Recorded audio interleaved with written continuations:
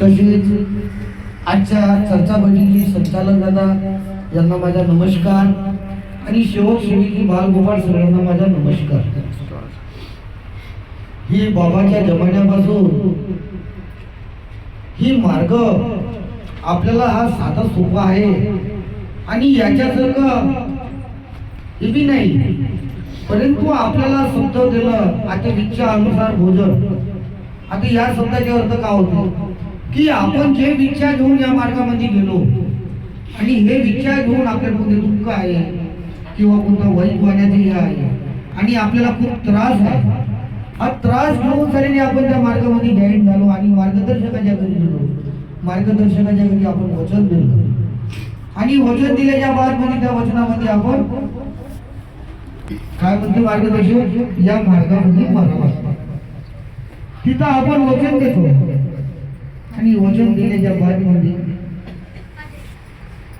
काय म्हणतो वचन झाले त्याचे कार्य चालू झाले. कार्य चालू झाल्याच्या बाद मध्ये 3 दिवसाचे 7 दिवसाचे 11 दिवसाचे 21 दिवसाचे बाबाच्या जमान्यामध्ये 3 7 11 21 हे झाल्याच्या बाद मध्ये एका जमान्यामध्ये त्याग केला. आता लोक 3 4 5 वर्ष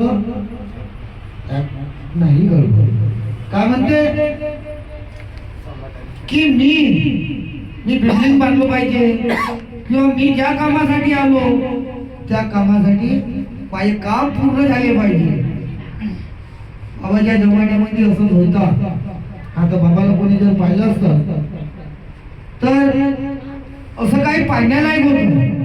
बाबाने जर शब्द दिला तर एवढ्या दिवसामध्ये आपला त्याग घडलाच पाहिजे.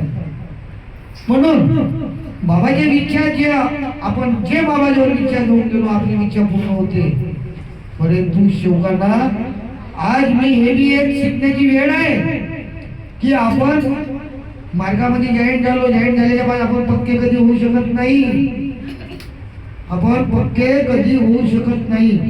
त्याग जर घडला त्यागाच्या बादमध्ये आपण पक्केच राहिलो कच्चेच राहिलो. फक्त या मार्गामध्ये ज्या मार्गाची रूपरेषा बाबाने घडवली जुमदेवजीनं तेच फक्त एक पक्के झाले नाही तर आपण शेवट पक्के होऊ शकलो नाही. शब्दरूपीनं आता पहा मी काही दिवसांनी शेवट पाहून राहिलो. ज्या मार्गामध्ये आपण जॉईन झालो ज्या बिमारीसाठी जॉईन झालो आणि ते बिमारी कधी त्या घरावर जर प्रकरण जर मोठा जर झालं ते बिमारी जर घरात जर वाढली तर आपण समजून जा आजच्या परिवारानं की हे बिमारी कशी काय वाढली. म्हणून गरीबदास होतं भजनामध्ये की चुकलं तर चुकलं सांग माझ्या टोंगलेले काय म्हणे. म्हणून गरीबदासनं याच्यामध्ये ते सिद्ध करून दाखवलं. आपल्याला शिकायचं बहुत काही आहे. आपल्यावर काय दुःख बरं आले तर त्या दुःखाचं आपण निवारण केलं पाहिजे. आपल्या कुटुंबात आपल्या परिवारात एकत्र बसून विचार केला पाहिजे. तर मी ते कुटुंबामध्ये जेव्हापर्यंत सोडणं होणार नाही किंवा तुमच्या हाताने गलती झाली तर त्या मार्गदर्शकापर्यंत सोडणं झाल्याशिवाय तुमचे दुःख रिटर्न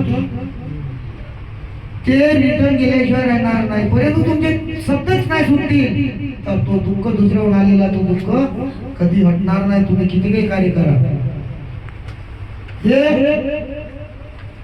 सिद्ध करून दाखवलं तो बाबांना. म्हणून आपण काय म्हणतो की आपण आपल्यावर दुःख आले तर या गोष्टीचा आपण परिवारामध्ये 4ही जण परिवाराचा विचार बसून सगळ्यांनी आपण एकामेकाला शब्द सोडवलं पाहिजे आणि ते शब्द ठेवून त्या मार्गदर्शकाकडे दिलो पाहिजे तेव्हा ते आपल्या घरचे दुःख दूर होते. म्हणून माझ्यावर असे संकट झाले, माझ्या परिवारामध्ये अशी वागणूक होती, माझ्या पत्नी अशीच काय बोलायला लागत होती. जसं आलं बोललं बाबा संध्याकाळ आली सकाळ झाली फक्त विनंती प्रार्थना केल्या नाही. आपली तोंडाची भाषा वागणूक परिवारामध्ये कसं बोललं पाहिजे तर या गोष्टीचा आपल्याला अभ्यास करणं आहे. असंच माझ्या पत्नीनं म्हणलं तर मला काही नाही शब्द आटलं. मी म्हणलं मला पागल कुत्र्यानं चावलं एवढंच बोलून सगळ्यांनी मी गाडी घेऊन बाहेर गेलो.